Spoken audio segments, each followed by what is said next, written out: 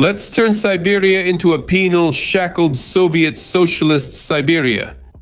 Joseph Vissarionovich Stalin. Almost immediately after the annexation of Siberia, its vast expanses became a place of exile for criminals and simply undesirable elements. Following the pioneers and settlers, groups of exiles also began moving east.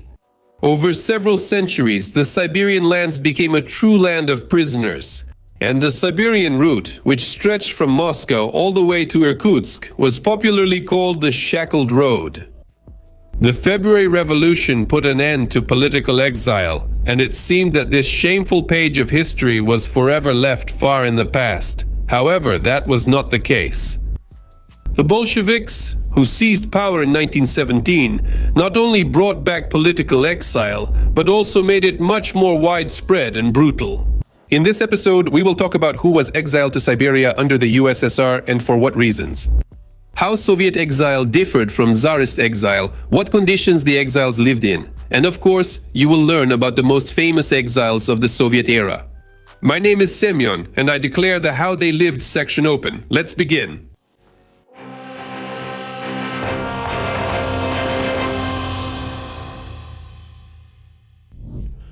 Exile in the early years of Soviet power. Exile to Siberia appeared in Russia back in the time of Ivan the Terrible, that is, around the second half of the 16th century. Initially, it was considered only a form of the Tsar's disfavor and was not included in the official list of punishments. As a rule, noble and wealthy people were exiled to Siberia, boyars, princes, and voivodes. Exile received official status only in the 17th century, during the reign of Alexei Mikhailovich. And Pyotr I not only significantly expanded the list of crimes for which one could be exiled, but also introduced penal servitude into the Russian system of punishments. In the 19th century, exile finally became the main form of punishment in the Russian Empire. During that century, more than 860,000 people were sent to Siberia in prisoner transports. Another feature of Siberian exile in the 19th century was the significant number of political criminals, fierce opponents of the authorities and the existing order. By century's end, Siberian penal servitude became a symbol of the Tsarist regime's fight against dissent. Therefore, it is not surprising that after the February Revolution, political exile was abolished, and all those in exile were amnestied. A return to the old ways seemed impossible. And in the new democratic Russia, people would not be punished for their political views. How far from reality these expectations turned out to be. After the February Revolution came the October Revolution. As a result, the Bolsheviks seized power and established one of the most brutal dictatorships of the last century on 1/6 of the Earth's land. The communists not only threw their opponents into prisons and camps, but also used other types of punishment, such as exile. Officially, it was reinstated in 1924, although in fact it had been used earlier. As early as 1922, Vladimir Lenin suggested replacing the death penalty for those actively opposing Soviet power with exile abroad. That same year, an event occurred that was unique not only in our country's history, but also in world history. The Bolsheviks gathered several hundred representatives of the Russian intelligentsia, put them on a ship, and sent them to Germany. Later it was called the Philosopher's Ship. Among those expelled were not only philosophers, but also prominent figures in science and culture, engineers, politicians, and university professors. And that ship was far from the only one. Throughout 1922 and 1923, hundreds of intellectuals were forcibly expelled from Russia, whom the new authorities suspected of disloyalty. The fate of those expelled turned out differently abroad. Some managed to build a life for themselves in exile, while others did not. However, knowing what happened in the Soviet Union in the following years, it can be said that the passengers of the Philosopher's Ship were actually quite lucky. They stayed alive and kept their freedom. In the USSR, the hell of the Gulag awaited them, and that was the best-case scenario. In the early USSR, two forms of punishment were practiced: exile and banishment. In the case of exile, the convicted person was sent to a specific settlement, which they could not leave until their sentence was completed. Exiles were required to regularly report to the local internal affairs authorities and immediately inform them of any change of residence or employment. In the case of banishment, a person was simply forbidden to live in certain cities, usually the capital and major cities. Banishment was often combined with exile or imprisonment. After serving time in a camp, former prisoners were forbidden to settle in the European part of the country.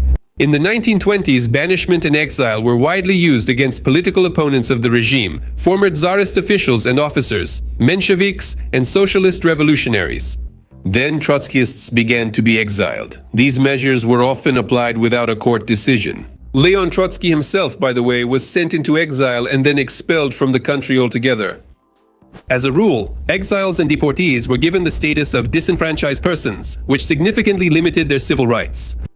They were not only deprived of the right to vote and be elected to Soviet government bodies, but also could not hold positions of responsibility, receive higher education, or join trade unions. In reality, things were even worse. Disenfranchised people were not given normal jobs or food ration cards. However, they were taxed several times more than ordinary Soviet citizens. The restrictions also applied to the exiles' family members. And although exile may seem like a rather harsh punishment, especially since it was usually given to innocent people, things only got worse from there. In the 1930s, exile for enemies of the people was already considered too humane a punishment. Now they were sent to camps, often given serious, lengthy sentences, and were frequently executed. The Great Peasant Massacre. At the end of the 1920s, the communists launched another grand experiment, this time with agriculture. They called it collectivization. The point of this collectivization was to take land away from the peasants and force them into state-run collective and state farms. The peasants fiercely resisted such initiatives, especially the wealthier ones who had something to lose. However, of course, they had no chance against the totalitarian machinery of the state.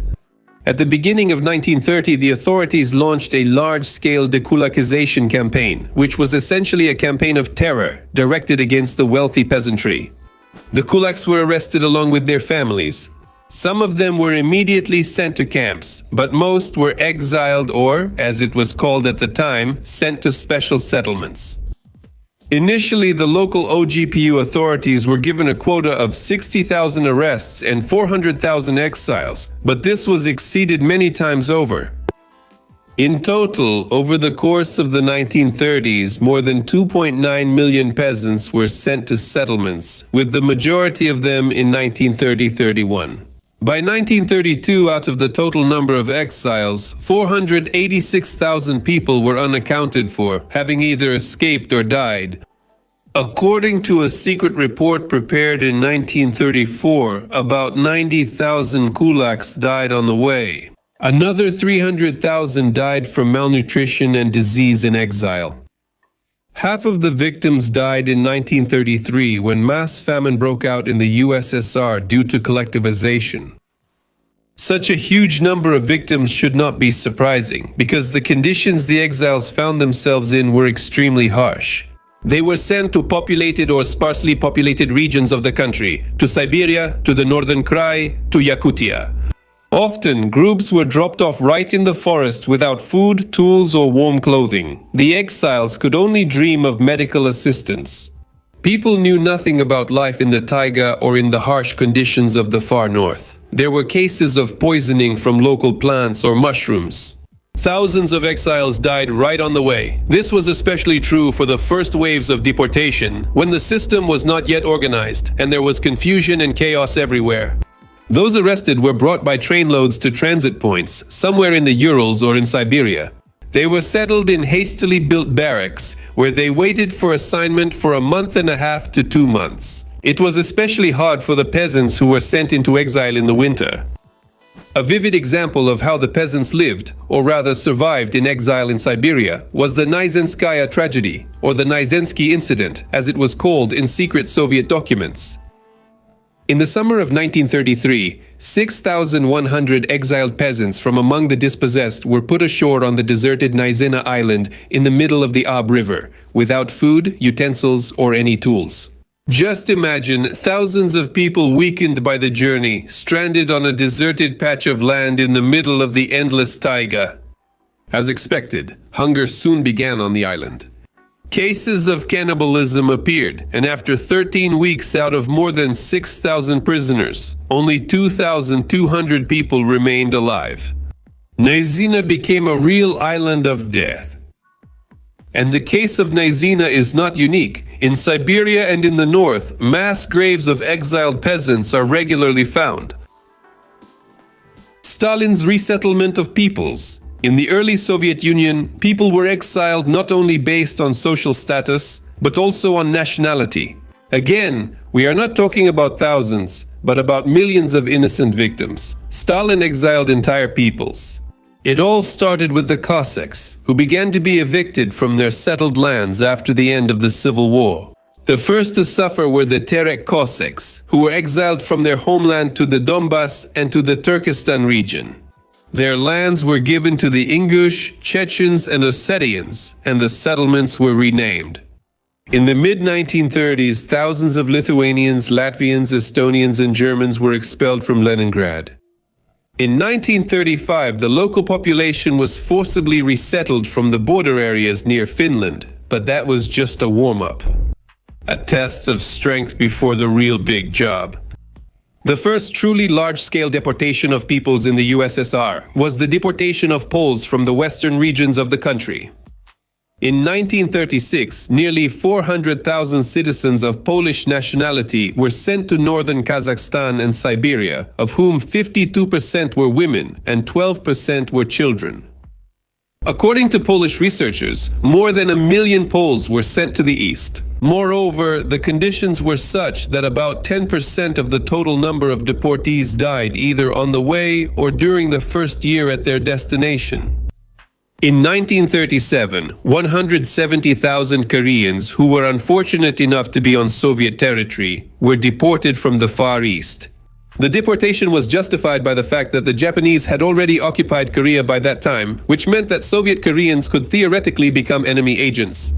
Because of this assumption, an entire people, including infants and frail elderly, were sent to the Aral Sea steppes.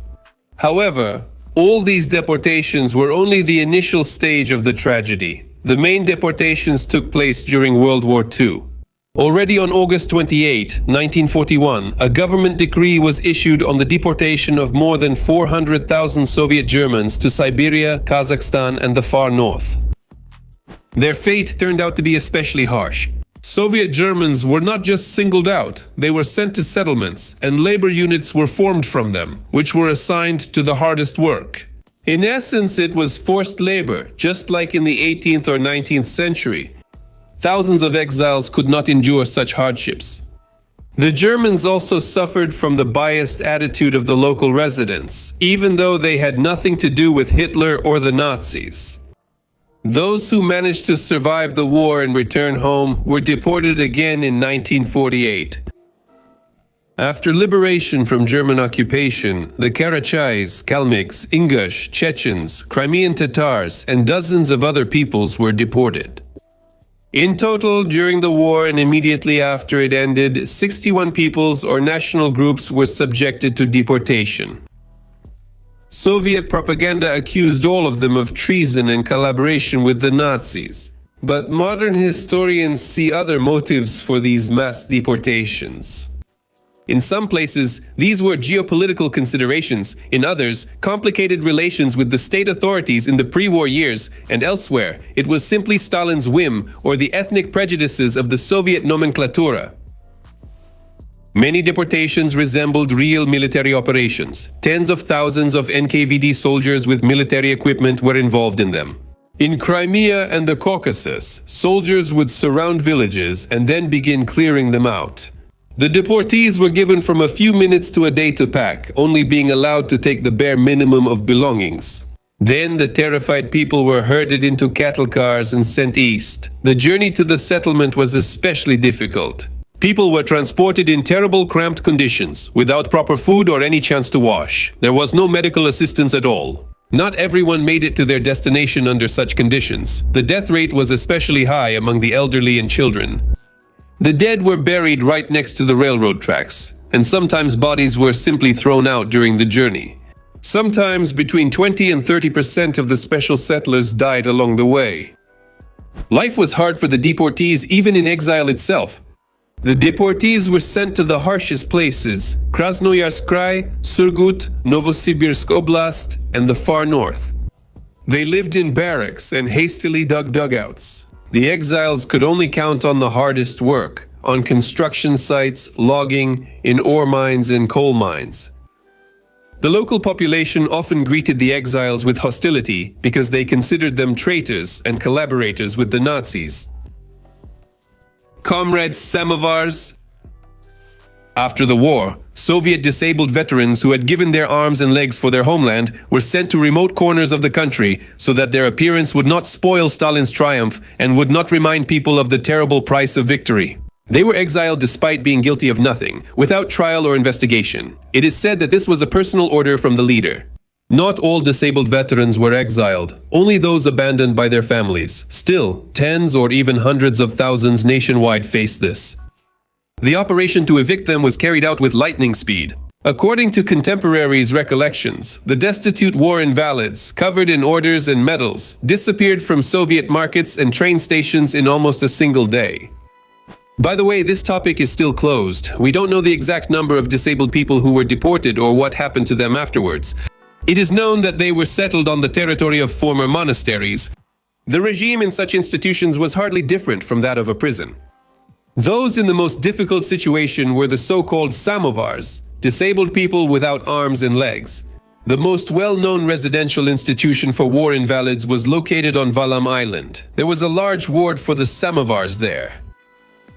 Late Soviet exile. After Stalin's death, the state repressive machine began to slow down. This also impacted the exile situation.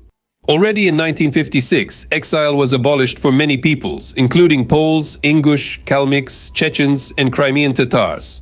However, not all of them were allowed to return to their homeland.